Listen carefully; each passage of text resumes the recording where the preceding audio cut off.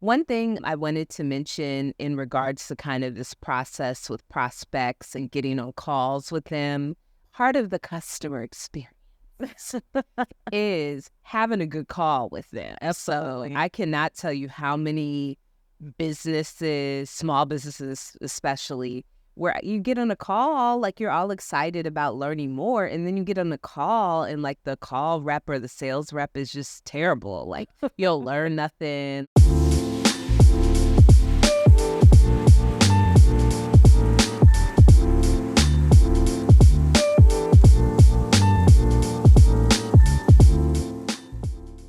What's up, y'all? I'm Lauren, And I'm Adrienne. and this is the Two Mic, Two Glasses podcast, where two best friends discuss business ownership and life.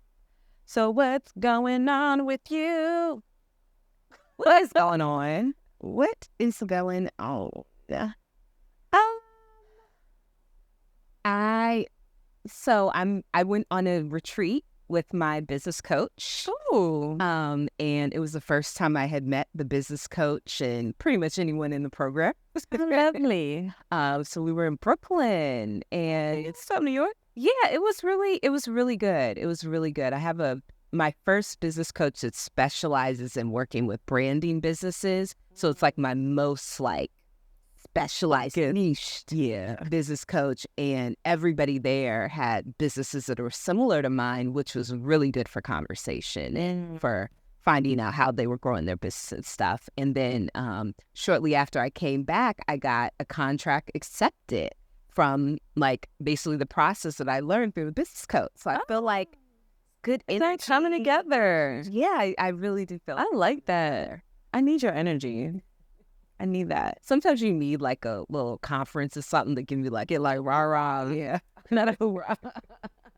Rah, rah, rah. Yes. How's your week been? You know, I have been very introspective in trying to figure out how to be more productive. So it's been, I wouldn't say the most exciting time, but it is educational, I guess. Like I am learning a lot and trying to, push myself to get to the next level, in this journey. It's not easy. I'm questioning everything. Oh, am I really a tiger? I don't really feel much like a tiger. I feel like a lot of times those moments where you start questioning everything is when change starts happening. Because if we don't question it, we're just kind of coasting.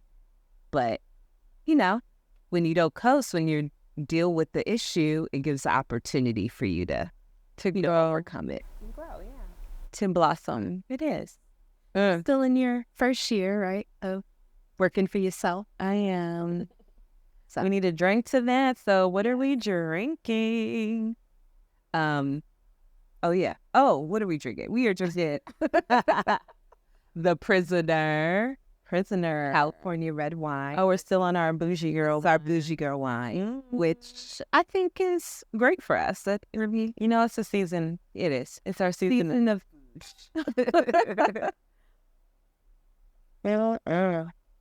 now I just see my bank account to follow suit. All right. So, what are we talking about today? Are you ready for my solo? How can I ease the pain when I know you're coming back again? How can I ease the pain in my heart? Thank you. You're welcome. Bravo. What my karaoke said? We are easing the pain of clients. So customer experience. How do we make things easy? How do we make it easy to collect money? Yes. How do we make it easy to book calls? Yes. How do we make it easy to onboard them into whatever we're doing? Yes. Let's talk about easing the pain. So customer experience 101.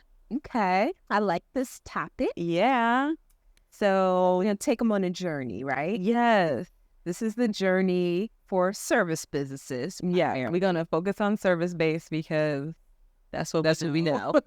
Right. We can product try to base. touch That on the, product base is gonna be the 201 or the 102 or whatever. or somebody with an expert in that. Yeah, not a you bring the expert.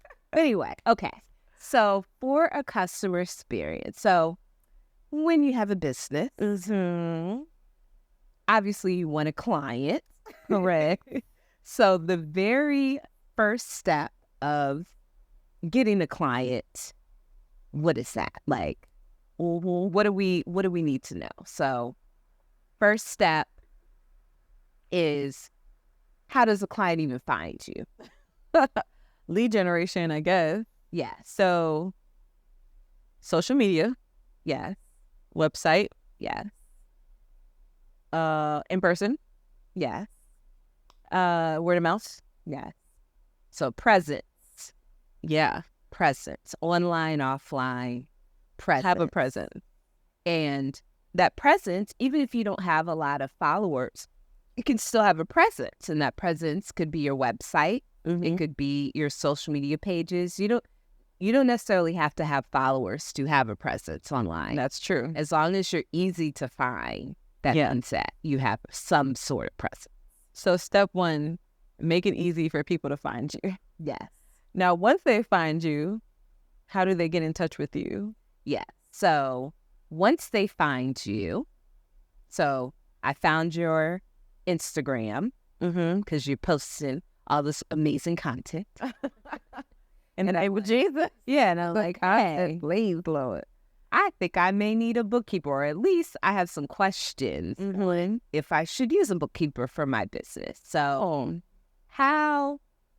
what do I do next? How do I talk to you? I would say the easiest way, you can input a contact form, right? On your website. On our website. So that's available. You can DM or comment. Okay. You can, what we would prefer is book a call, because when you book a call, then we get a lot more information. So Where do they go to book a call? it just needs to be, it's on the website. It's in our bio. It's everywhere, right? Because the point of all of what we're doing, all this marketing, being available, is so that people can get in touch with you. And so we need to make it easy for people who are looking for our services to book calls and get in contact with us, right? It shouldn't be rocket science, right? Yeah. And I hate when I go to someone's website and I can't figure out how to talk to them. Yeah. Have a contact form, Yeah. put your email on the bottom, like even if it's a throwaway email, because I know sometimes you want to close the barriers. You don't want people just willy-nilly emailing you or having close contact to you without you vetting them, but put something up so that people can get in touch with you. I mean, you need a business email address. If you have a business, Have a business email. And sometimes you can have two separate emails. It can be like info at or your name at, and then one of those could be where spam goes. Like yeah. if you want to test out new products or whatever, you use your spam email. And so if that's what you want to put online, What would be like a spam email? a spam email, Like, what would the address be? like if someone was spamming you, Like, if I wanted to email just for spam. So, like, I get a lot of spam for my business or people trying to solicit me. They're trying to get hired. solicit what? They're trying to like business stuff. Stuff. Share with my one. So, okay, so in like business, especially as solopreneur or whatever, especially if you're connected, if your email address is connected to like the info account, there's a lot of trash emails. There's a lot of trash, yeah. So like you suggest that there's like a spam email that most go into?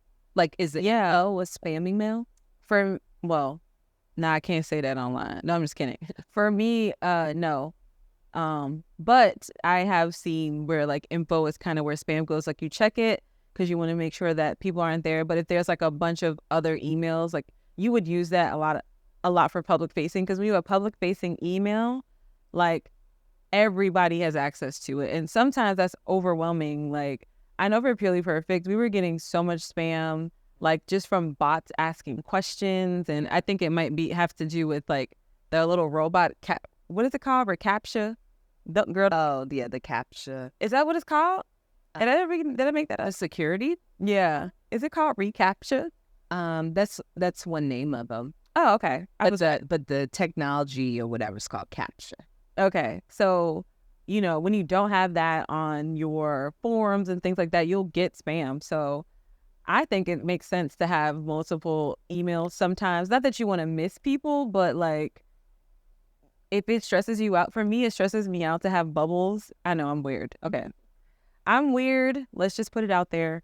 I'm weird. But when I have bubbles, You're not that weird. on my when I have bubbles on my email or like my text or something, like I can't live like that. Up like a notification. Like a notification. Oh yeah, I can't do notifications. So like, Oh my God, have you seen it's so who much have like spam. 2,000 text messages? How did I? Oh my goodness. I don't know. I don't know how you live like that. It says 10,000. Like how? I've seen 10,000, and I'm gonna tell you who it was later. But oof, I can't live like that. It's just like gives me anxiety to have bubbles. It feels like something is unresolved, which is part of my productivity issue. So, you know, but I'm dealing with that. We're working on it. But, you know, I do have like, even for my personal life, I have like a spam. Like, oh, if I want to sign up for this thing, I'm going to use this email because I don't need my personal email getting flooded with stuff. Yeah. But the issue is you have to keep track of that inbox still because you might have something coming in that's actually important. So, you know, if you have a public facing email and you don't want that to be the one that you check often, like if you're bombarded with emails and you don't want that, create a public facing email. And if you have an assistant, have like for Mitchell Consulting, you know, Michelle had an assistant at some point, and the assistant would go through and make sure that there was nothing in there that we were missing. Because sometimes it just kind of saves you peace of mind. But either way, the point is to make it easy to get in touch with you. So if we're thinking of a client experience, if I am going to, I went to brandwithamw.com and I want to talk to you as the owner of AMW Marketing Design. I need help with my website. It should be fairly easy for me to figure out how to book a call or how to get in contact with you. So when you're setting up like your systems and your website and your social media, as beautiful as it should be, as it should look, hopefully it's cohesive. Think about the ease of your client's journey. Like you ultimately want that person to find you, get on your book so that you can meet them. And when they meet you, you're the sauce. So then they're going to want to work with you. Right. So how do we create simplicity and make things extremely easy for them to get to the next step and the next step and the next step? Yeah. One process related to that that's really worked for me is, so I have on my website, I have a contact form that's pretty specific about like what you contacted us about, whatever. And I try and like have pretty much full disclosure pricing and everything on the site. But I don't have to book a call on my website, but once I get an inquiry from that form and I review it and I'm like, okay, this seems like in the realm of like somebody that could be a prospective client. So then I email them. I have a standard email template that I'll send, which gives them a link to book a call with me. The link that I have to book a call with me is a link that I also will, you know, I send multiple times just by itself. Oh. So like, yeah, do you have... Oh, like if you know someone. Yes, actually, that's a good point. So we have two different links because one is if I meet you in person, you get a more direct link. Okay. And if you meet us online, it's like opposite. So if I meet you in person, you can book a call with me immediately and then it'll reroute you to fill out this form. If I meet you online and we don't know you, like you meet us parasocially, you fill out the form first and then it allows us to decide based on that criteria from the form if we want to send you a link to book a call or maybe a link to a nurture sequence that will take you to other services. Oh, that's smart. That's smart. Yeah. And I've tried to automate that to say based on this answer, but you know, it worked, but the criteria was basically, I asked, are you ready to invest in this? This is how much it costs. Are you ready to invest? If you say no, we'll just put you in our nurture sequence. But that was like a little too out, like, I don't know. Yeah. It, we didn't want to create too many barriers for entry. So Yeah. No, I get that. So I have a question here too. So I have a link that that goes to my book a call. So my link is Unique Brands That Convert. And even if you don't know anything about web design or anything like that, you could still have a link. So you could buy another domain and do a forward of that domain to whatever your meeting link is. Yeah. Or whatever. Maybe it's talkwithadrian.com. You make it really easy. And so you say that when you're meeting people, or you can post that in messages and stuff, and it makes it really easy. So they go to the link and they see my free consultation, Calendly. Calendly is the best, the GOAT. Use Calendly. Let me just praise Calendly. They're not paying us or anything, but I have tried several other calendar links, and Calendly by far has been the only one that I know of. So if I don't know about it, I'm sorry, but that will compare to multiple calendars. With every other one that I've tried, like I've tried the one through 17 Hats, I've tried the one through Dubsado. Calendly is the only one who does not double book me. Oh wow! And I can put multiple. I may have 3 or 4 calendars. I think connected. I do too. I have so many calendars. It's ridiculous, but I love it because it's like I'm looking at this calendar, and I see you actually are available this time. Because even my personal calendar is on there, because I don't. Me too. I got stuff going on. Yeah, look for conflict. Right. Please. Exactly. Yeah. So Calendly, if you're trying to book calls, it is the business. Yeah. Okay. So the other part of the booking a call, sending the call link, the Calendly link, is the questionnaire, which you mentioned. Yeah. So my questionnaire is shown after they book a call. So my process is basically they either got my email from somebody and they email me, or they filled out the contact form on my website, or they DM me or something online, on social media. Once that happens, once I've qualified them, this is like a very, very baby qualification. It's not very serious. But, if they're saying hey, can you build an e-commerce website with 100 products? I'm be like, no, you don't need my book. I don't need to get on a call with you to tell you that no, Yeah. So that's why I like to do it. But once they are, the first level qualification for me to send them the link, after they book with me the free consultation, they are automatically directed to the questionnaire, which is their real qualifying questionnaire, which sounds similar to the questionnaire that you guys use as well. Oh, so you do a qualifier, then you book, then you have a questionnaire to get more information for your sales call. Yeah.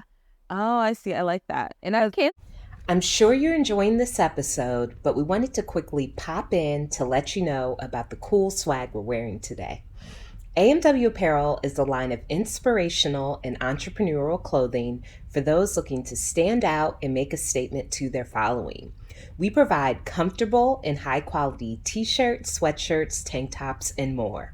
Enter code 2 mics 2 glasses, which is the number 2, MICS, the number 2 again, GLASSES, with no spaces, for 10% off your first order at shopwithamw.com. Link in the description. We appreciate your support. I've canceled calls before after reading that questionnaire too. Oh, wow. I had someone that was had a sex toy business, and I'm like, I don't do sex toy websites. No, nothing against sex toy. No shade. Yeah. Sorry, I don't even know if I should be saying the word. But anyway, can you say sex toy on YouTube? Probably. Anyway, I love making toy. I don't know. But Anyway, yeah, so I have the qualifying questionnaire. I ask a lot of questions in it. Not everybody fills it out, and the reason that I have it shown after they book is in case they don't want to fill it out. I don't want them to be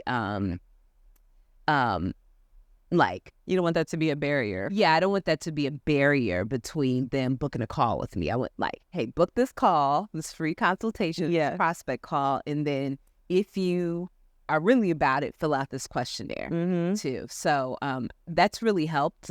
My questionnaire is connected to 17 Hats, and it comes in as a new lead when they fill out the questionnaire, which has been really easy to convert, which I think we were going to talk about next. Yes. But I'm going to talk about proposal real quick. Yeah. Yeah. But when you have, so once I have the call, if it's like, okay, we like it, I think we want to go with it, send the contract or send the proposal. In 17 Hats, I can go to that leads tab and convert it into a proposal. Yeah. I can click that person's name. It has the information. So like they had to enter their company name and their email. So it already is in their client record, which also goes onto the proposal automatically. Which has worked really well for me. Which makes things what? Easy. Automate. Automation, honey. Yeah. And I know from our perspective, like there was a point in time where we were trying to create barriers to stop so many calls from coming in because it was becoming overwhelming. Like there was only one person fielding the calls. Then once our team started to grow and it got to the point where someone else was fielding the calls, now we're trying to open it back up to say, okay, you can book a call, you can book a call. But that is a great tool to ensure that you're not getting like too many of the wrong people on your calendar, because as much as you want people to book calls and be a lead, you don't want the wrong people in there. So you want it to be very simple and easy for them to know whether or not you are a right fit for them. So when you're thinking of your client journey, it's good to consider how you want to use questionnaires and or surveys or things of that matter to help make it easy and understanding, because nobody wants to waste their time at the end of the day, regardless of what side it's on, whether it's you or the client. So and to centralize it, because like it's your questionnaire in Dubsado. It's in Dubsado, yeah. Which is our proposal system also. So and mine is in 17 Hats, right? My proposal system. So makes it much easier. And something else that we use is Zapier, and it'll zap if they're like, nope, I'm not interested, or maybe it didn't work out. They fill out the questionnaire and they got the answers that don't align with us. Zapier will zap their information into Kajabi, so whenever they're ready, they'll still be getting some sequences from us. They'll still be getting emails from us. Like we're not losing contact with that person. We're just putting them in, the waiting pool. Sometimes it's about being ready. Email marketing tool. Yes, Kajabi. I know Kajabi is for courses, but you also can do email marketing. You can do, they have landing pages. They have all types of stuff in Kajabi nowadays. So that is where we broadband, or what is it called?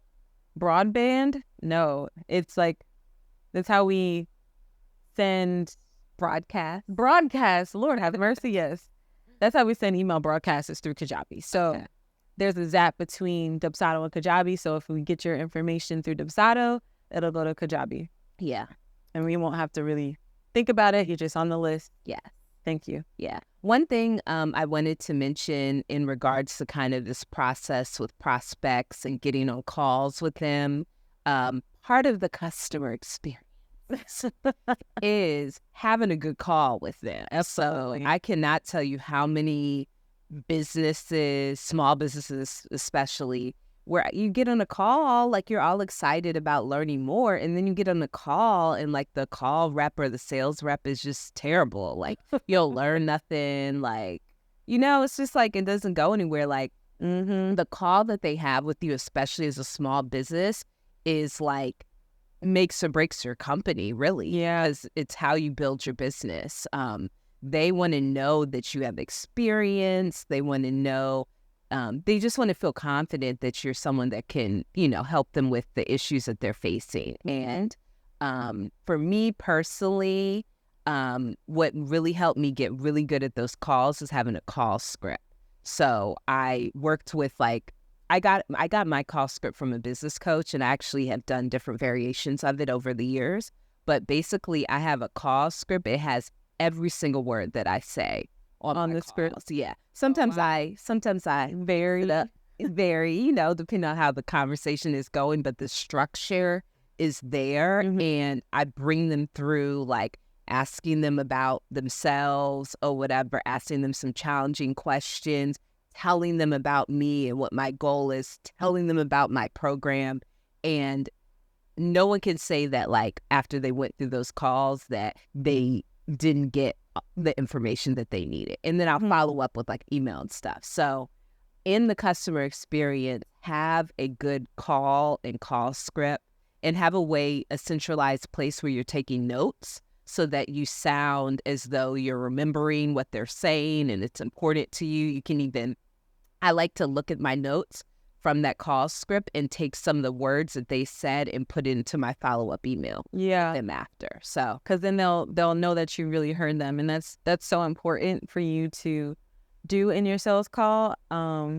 I love that you have. I don't necessarily follow, but we do have like a questionnaire of things we want to get through, and I think like based on certain answers, that will then let you know if you need to ask follow up questions, just because the situations that we deal with can be so nuanced when it comes to your finances and accounting, but it's still so important to remind yourself what you need to know from them. yeah. And another thing is when you're utilizing the questionnaires that we were talking about earlier, try to get information to sound so that you are researched on your call. Even if you're asking them foundational questions about their business, it's still really important that you are knowledgeable. Like, you want to come off as you know what you're talking about.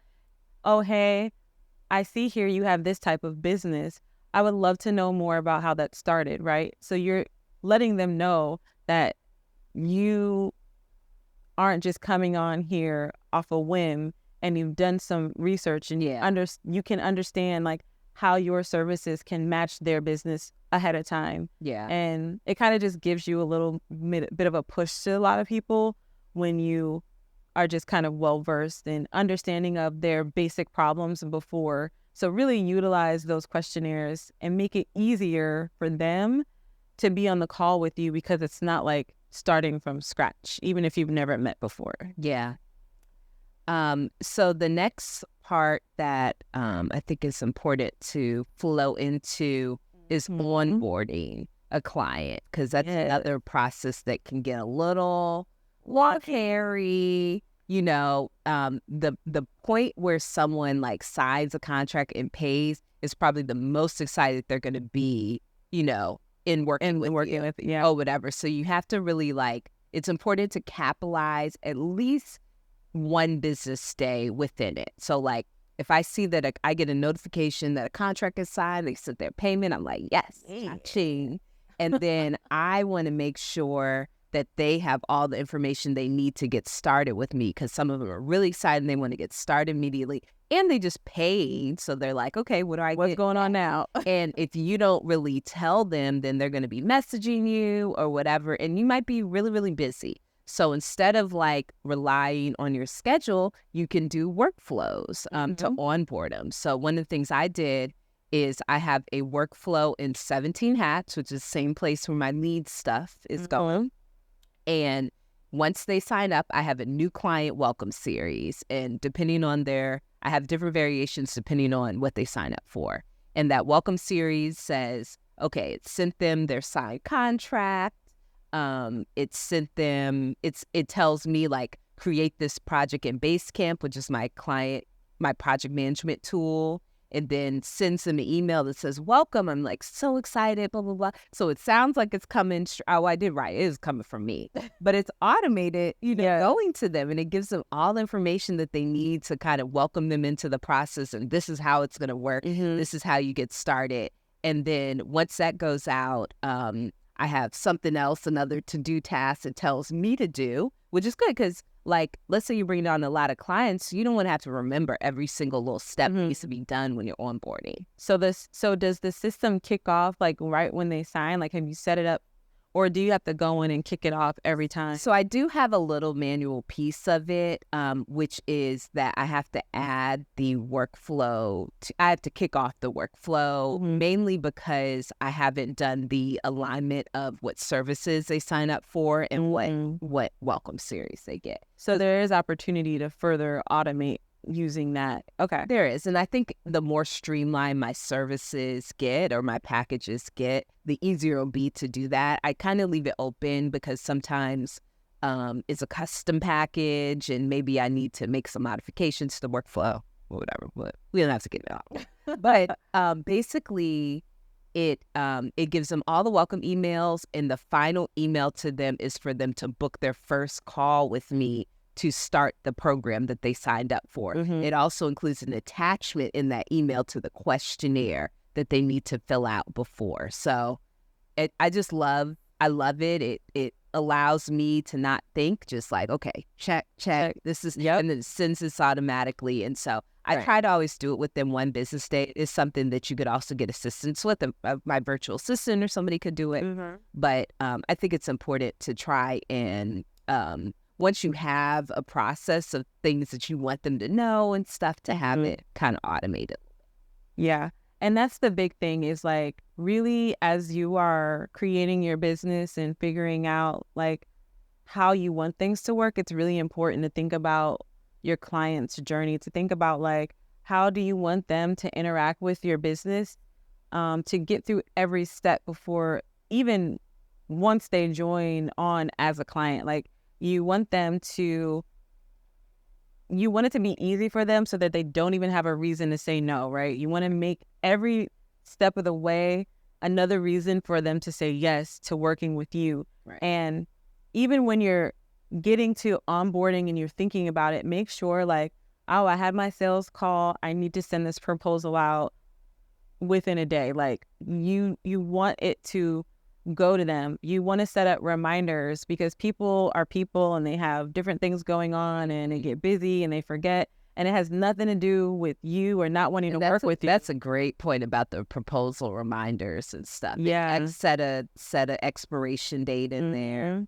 And then just have it, you can automate emails that say, hey, we are so excited about our call. We loved talking to you. We believe in your mission and we can't wait to work with you. Here's, because you don't want to start work or do anything else or give them access to anything until they have signed and paid. So, keep reminding them because people just have things going on. And then once they sign that contract, they pay, you can even automate that process to say, okay, they pay for this service. Here it is. And I love that you said that you set up to-dos for you. You can do that for anybody on your team. You can assign a client to people based on what they buy. So that depends on the system that you're using, of course, but in both 17 Hats and in Dubsado, I've seen where you can say, all right, this project is assigned to this person. So if you have a lot of people on your team and, based on what that person has ordered or opted into, you can easily assign it to the person who does the work, right? Yeah. And make that, because once, for me, once the sales process is over, I am, turning it over to our accounting team and they take it on from there, especially if if it's a regular bookkeeping, because I'm no longer in that process. So it'll go to the accounting lead and he'll take it from there. And then he has to-dos that'll go to him because that's what he needs to do to finish out the workflow to get them really on and ingratiated with it. Where's your workflow? In Dubsado. Okay. Dubsado is the bomb, I'm trying to tell you. And then do you have is there a way, so from Dubsado to whatever project management tool or anything, do you guys have like any type of connection there? So from a project management perspective, we more so it's internal. Oh, okay. So there are things that we set up that to remind us to do. From our onboarding, we give our clients like access to files and things, and then we ask them for specific things we need from them to do our job. But it's more like a task. It's more like tasks for task-based, because unless they're in a certain type, and unless they're like an advisory type of program, a lot of times we're the ones that are, it's really hands off. Okay. which is the service we provide. You know, turn it over to us. Yeah. We'll do it for you. Love it. Very easy. Yeah. So yeah, you can definitely do that. I definitely recommend the next step being a project management tool. So either internal one. We use ClickUp, and then external. And I use Basecamp. Basecamp. Yeah, but some people use Basecamp as an internal only. Yeah. So figure out whatever system it is. And then when you are done with working with them, I love a nice offboarding workflow. Yeah. So you heard about my workflow for onboarding them. I have different emails that are sent out, and they are timed for different days. So it's probably, I don't know, maybe 4 or 5 emails that go out over like a 3-week period. So we're done with them. And then this email, like once I know I'm done with them, I kick off this workflow and then it automatically sends stuff. So, because your projects are kind of finite. They're not like ongoing. So it is really important, because when you're like, here's your product, here's the delivery, we're so excited about it. yeah, It's great to get reviews at that time. yeah, And it's great to pitch other things that can be recurring. So like your maintenance program or your advisory program, like these are the things that you want to pitch when people are happy, right? When we start with clients, we give them like a 90-day thing. So typically ours are ongoing, but if it's ending at some point because they're either changing services or maybe we do have some projects that we do, we like, okay, how did we do? How do you feel? And a lot of times when you're delivering something exciting, you'll get like the best of someone's reaction to what you're doing. So yeah, making things easy for them. yeah. It'll make it easy for them to say how much they like you. Yeah. So Yeah, I've gotten really good results using that for reviews. Like I get a lot of reviews, and I think it's because I remind them multiple times. So like when we're done, we can improve on that. yeah, my first email once we're done is like, well, thank you. Here's your login. Here's your would love to get a review. And then like a week or two later, they get another email like, you know, if you didn't see, you know, reviews are so important to our business. Here's the link. And that seems to work well. Yeah. So all of that is about the experience, though. I think like as a service-based business, it is so important for you to remember that you are providing a service. So the way that people experience your service is very, very important, and it's really crucial to getting that word of mouth, like getting more business, having the reviews for people when they're looking you up, they're researching you. A lot of people really take the reviews as Bible, like as the word, and it helps them to, you know, make a easier decision with working with you. So if you can ease their pain through the process of doing everything, it'll really ease your pain of having that money in your pocket. And it just leaves a great company representation. Absolutely. So what are we toasting to? Oh man, I didn't even think about it. Go back into your song. How can I ease the... I guess, yeah, maybe we should toast the ease and the pain. The pain, Lisa Fisher. Hey. Cheers.